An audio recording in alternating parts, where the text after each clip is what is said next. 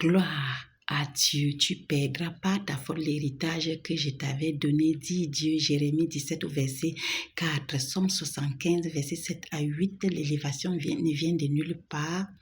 C'est Dieu qui juge, il élève l'un ou il abaisse l'autre, il est souverain. Il n'a pas besoin des élections ni de la propagande, c'est pour le monde là-bas. Il a besoin de l'attitude de chaque cœur. Il a fait de Saül roi. Saül n'était même pas en quête de la royauté, mais il a désobéi à Dieu.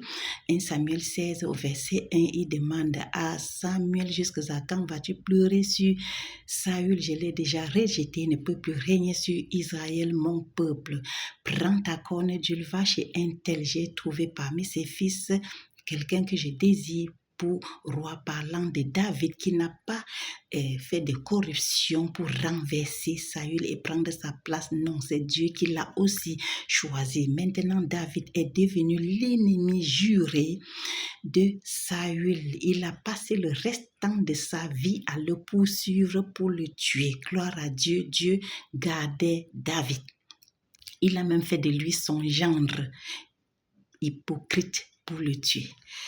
Alors, une nuit, David avait le pouvoir de lui ôter la vie, mais il ne l'a pas fait. Quand il a eu connaissance de cela, il fait son hypocrisie dans 1 Samuel 26 au verset 21 que j'ai péché, mon fils revient pour lui ôter la vie, parce qu'il était déjà ivre de jalousie, de méchanceté et de colère contre David. Si ton miroir reflète ce que tu ne veux pas, n'en veux à personne. Alors au chapitre 28, on le voit consulter une magicienne alors que tu as un Dieu qui sait tout et qui parle. Saül, comment tu es devenu comme ça? Tu vas demeurer sur le trône jusqu'à quand, lorsque Dieu ne te veut plus?